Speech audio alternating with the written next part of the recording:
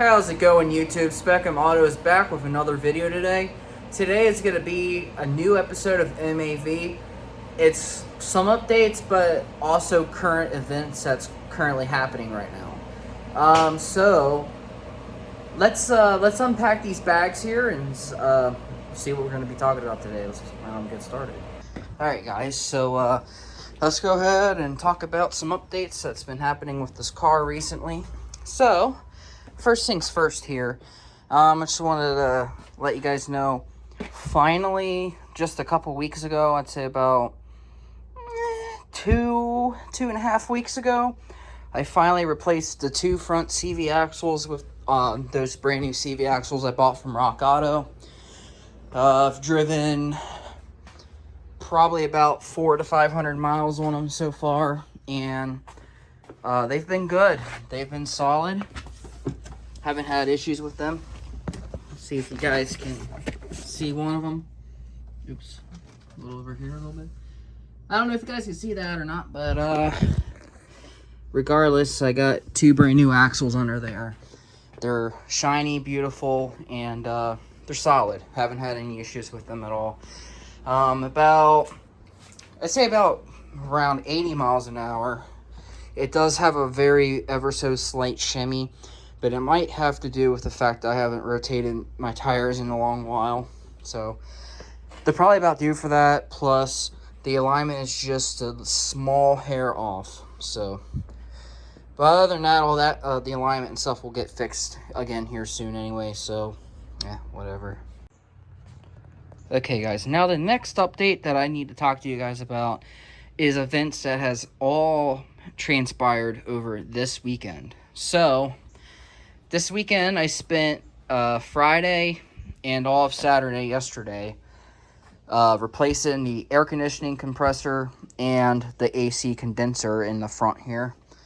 So I ran into some stupid obstacles. First obstacle being is the AC compressor itself, the new one that I just bought. So if you guys didn't know, I originally ordered my replacement condenser and compressor from eBay. Probably a mistake. So we can go up here, and I'm going to show you guys this compressor right in this box here. Looks fairly nice, doesn't it? Well, there's a few things that are off with this compressor. One of which, on the OEM compressor and the one from AutoZone, because the compressor that's in the car now is an AutoZone unit. But this unit, on the good one and the OEM one, there's a tall thread that goes here for the AC line. This one doesn't have that. This one just has a regular bolt hole. So, sketchy clue number one. Sketchy clue number two, I did not realize this until after I did all the work of tearing out the alternator, tearing out the mounting bracket for the, what's it called, the tensioner. So I took out the alternator, took out the tensioner bracket that mounts to the engine mount, to the engine block. And I took the old compressor out, put this one in, and I was getting ready to throw everything back together. I bolted it into place on the engine block, and then I started beginning to connect the lines to the compressor. This AC line went on just fine. It bolted down just fine. It was nice and tight. This one, however, it got to a certain point, and then the bolt would just keep turning and turning and turning and turning, not getting any tighter. That is not a good sign. And I know I did not mess this up. There is no way I messed this up, because every bolt that I took off and put back on, I put on the right way. Nice and snug, not over cranked or anything. I didn't cross thread anything. So, as you guys can maybe tell, if I can get it to focus, well, it's probably hard for you guys to tell right now, but I got pictures as well, but this threading was trash. But the bolt that goes into this hole was not cross-threaded. That threading on the bolt itself was perfectly fine. Nothing got ruined on the bolt. It was just this bolt hole. So I'm like, what the hell could have caused this? And then I come to realize I took pictures of this compressor before I ever took the rubber plugs out of here and screwed anything into this compressor. So then I look on my photos and I see that the threading in this particular hole, the threadings were still stripped out. As you can see in the picture that I'm putting up on the screen, that hole was still stripped out from the factory before I ever bolted up the line to this. So right away, this, in conclusion, was a factory defective unit. This is not good. I was very, very angry, to say the least. So what ended up happening next was I contacted one of my friends. He's a technician for Toyota, and I talked to him for a while about what I found and what happened. And he definitely confirmed that the threading was stripped. But I was like, I promise you that I did not strip this myself. I didn't do this. There's no way I did. There's no way on God's green earth that I did this myself. So that was when I looked back on my pictures that I took previously and discovered that those threads were already stripped from the factory. This, guys, is why you never, ever, ever buy $85 compressors off of eBay. If it's $85, $95, $100, whatever, $115, just save yourself the trouble and don't buy those units, because those units are going to be garbage. If it's not the compressor clutch or the pulley or anything itself, then it's gonna be a bolt hole, just like in my case. So just save yourself the time and just get a compressor from one of your local auto parts stores, or even from Rock Auto. I would definitely trust Rock Auto, because Rock Auto was the company that sold the CV axles to me. I ordered those from Rock Auto, and they were and are a fantastic product. I have not had a single problem with them. Knock on wood, because I don't want problems to develop. But anyway, so I was talking to my buddy, and we were talking about the scenario of pulling out that new compressor and, unfortunately, going backwards, putting the old compressor back in and putting the car back together just to make it roadworthy again. And we were gonna either take a Healy coil kit and rethread the holes like that with the same size bolt, or we were gonna drill a bigger size bolt into that bolt hole and rethread it that way.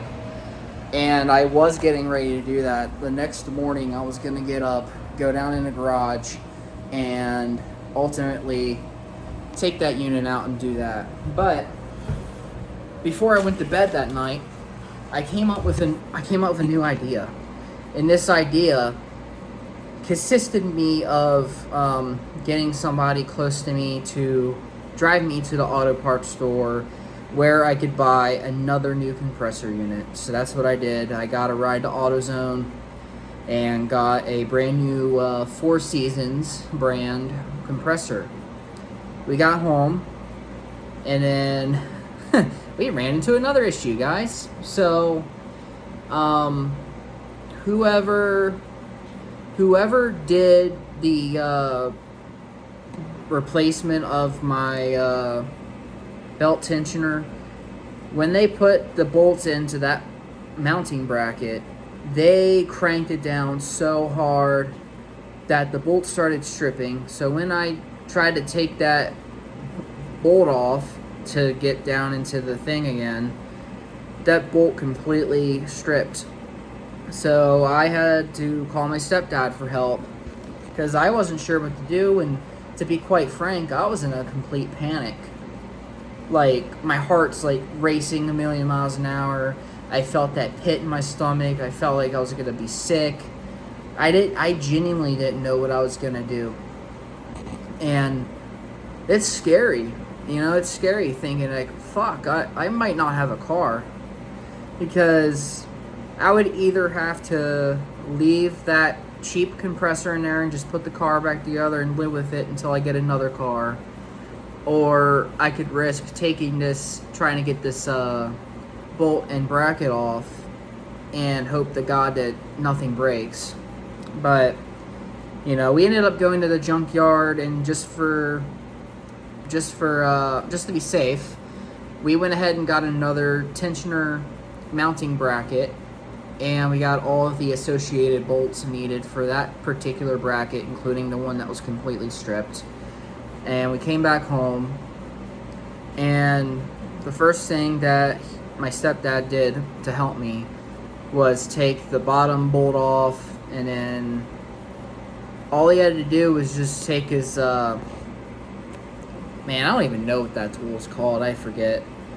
But anyway, he took his big grippy tool, and he took the whole bracket with that top bolt still in it, and he just turned that whole thing, and that's how he cracked it loose.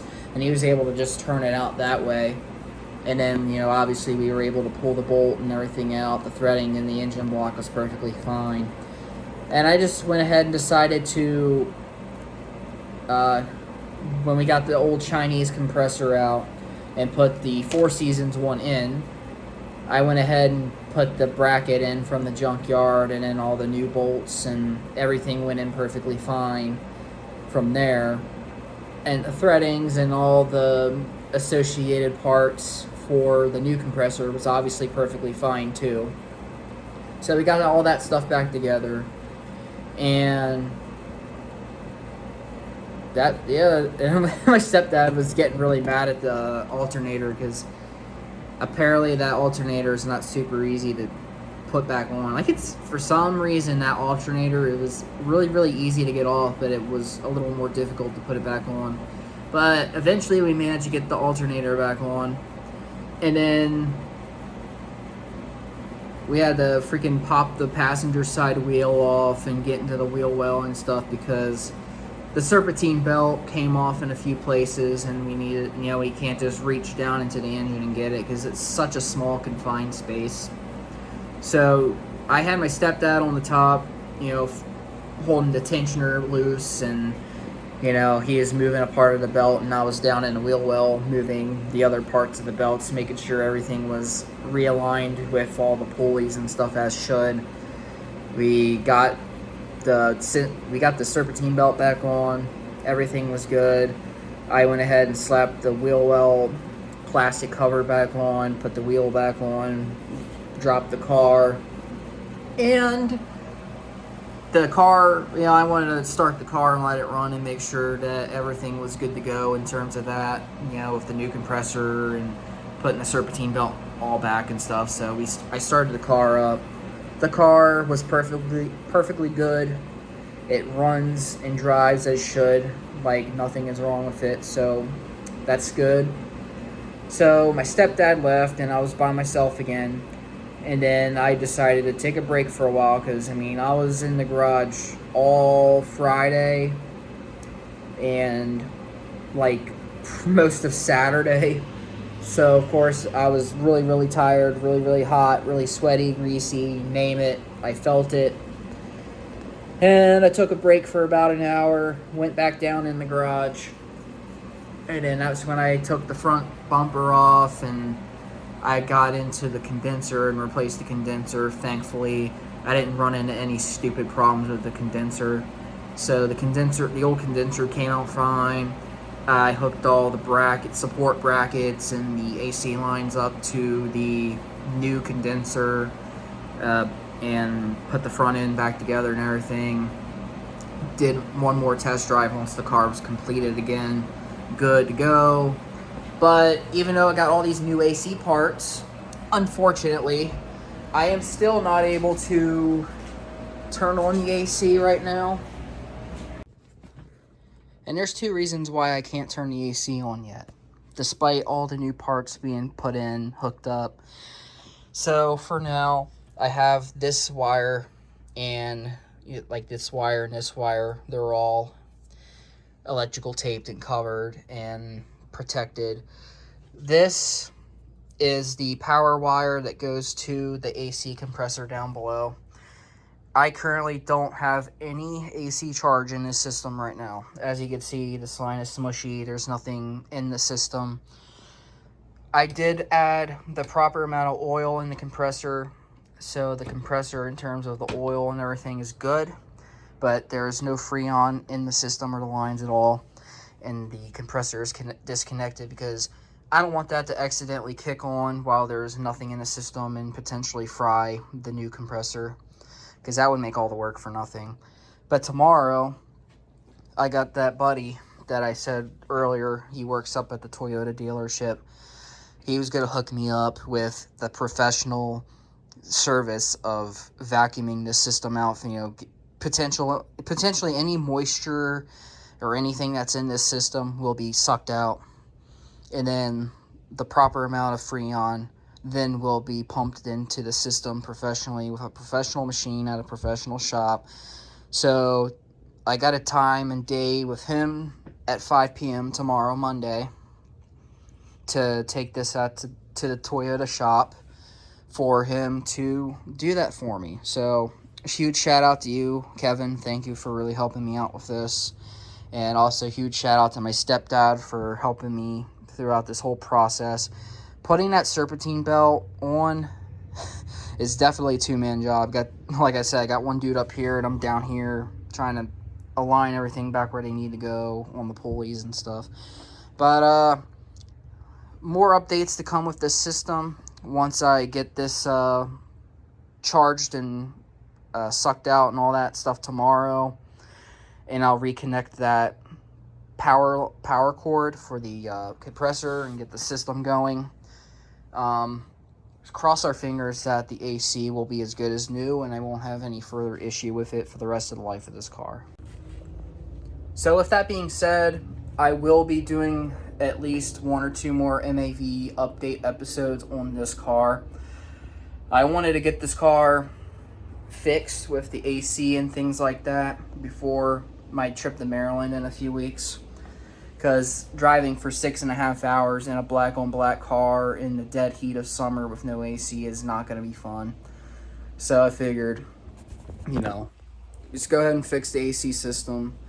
So that's what I did. And another update before I go, guys.